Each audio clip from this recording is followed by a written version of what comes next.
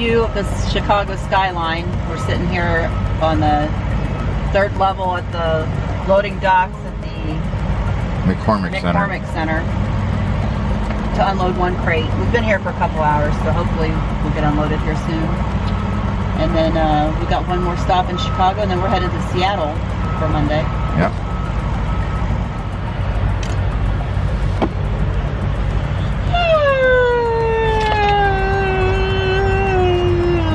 You can leave that part in too. It's boring waiting to get unloaded.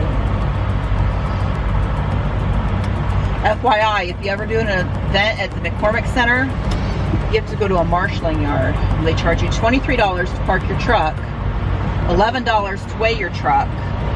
So you can go inside, wait for about 45 minutes in line to check in.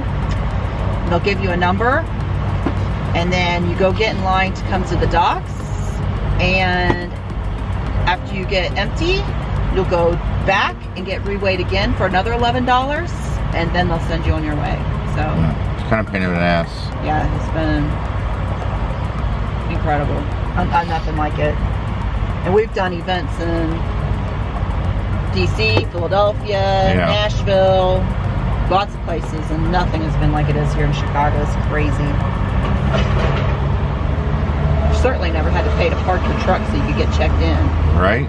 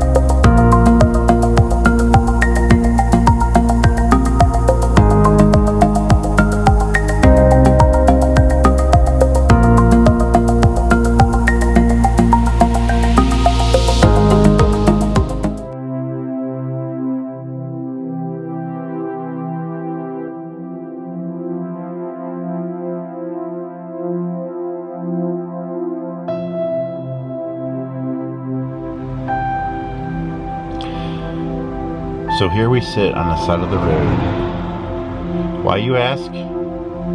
Because even the best of us, without proper trip planning, run out of fuel 9 miles from the truck stop. So I'm currently sitting here waiting for a truck to arrive with 5 gallons of fuel to get me 9 miles down the road. And it's beautiful rainy day. That's why you don't always trust the fuel gauges in these trucks. And mileage, going based off the trip mileage off of what our tank says, we should usually be able to get, 1,100 miles, but the one downfall is we've hit a lot of wind coming out through here. A lot of climbing, a lot of hills. So normally where our fuel mileage would be, 10 miles to the gallon, we were averaging 6, sometimes a little bit less, running right into that wind. So trip mileage right now says 983 on this tank. So it really didn't help. Took a lot of state routes when we delivered in North Platte, Nebraska, coming up here to 90, and there was a couple little mom and pop places. I probably should have stopped and put about 10 gallons in, but I thought maybe I'd make it 9 more miles, but it wasn't the case.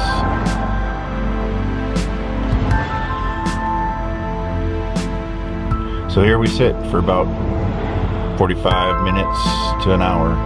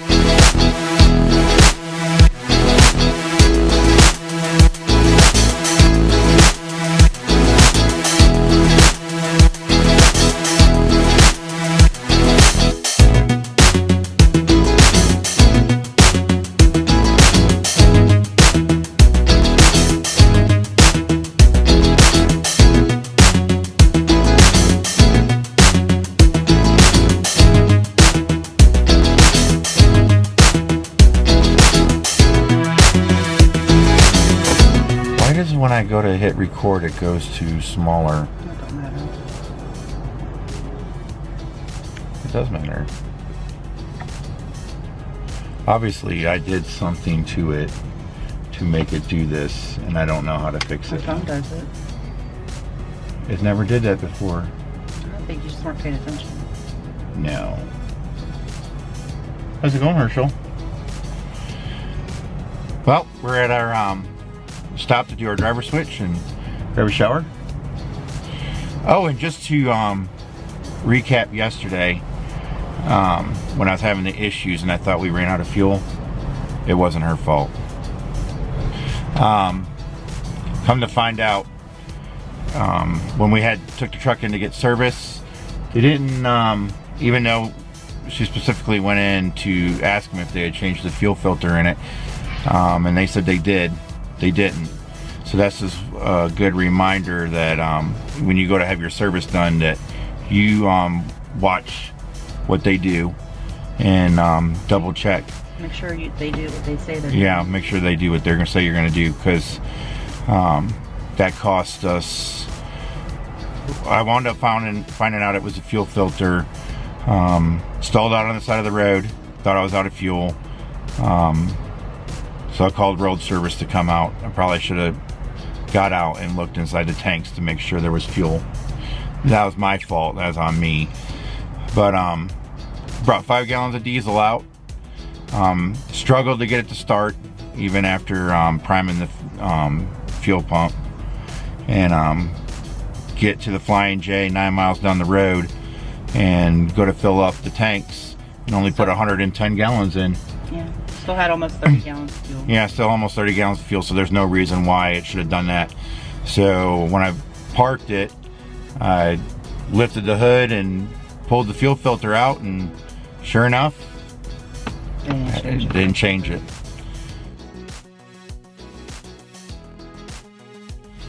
So luckily I carry a couple with me, since we're in an older truck, and the Speedco's, TA's, Petros, the Flying J, none of them carry a fuel filter for this truck.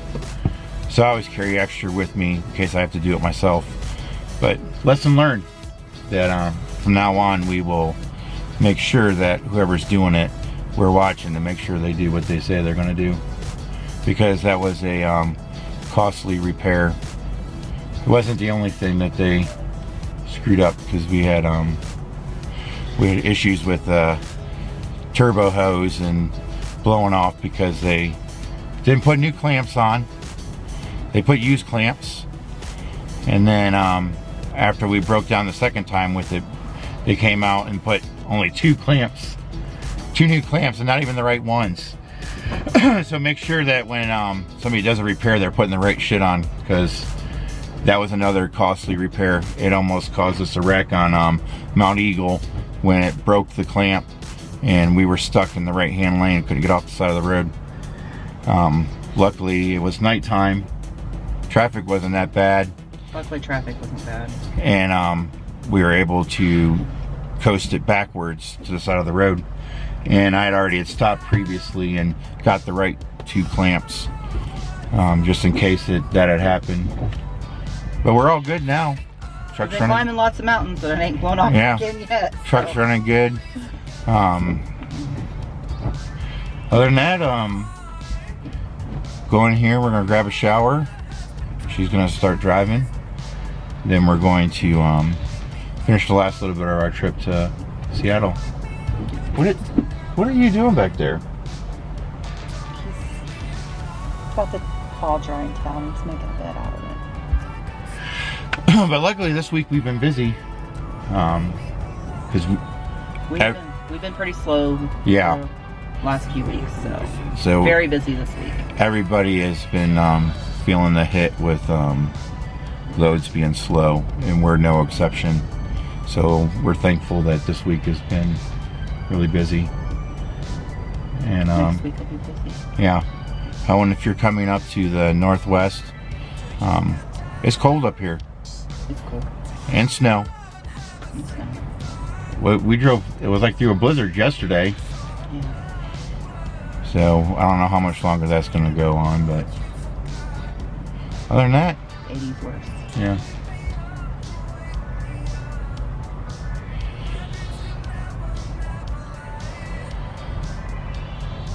Well, till next time, we'll catch y'all later. See ya. Bye.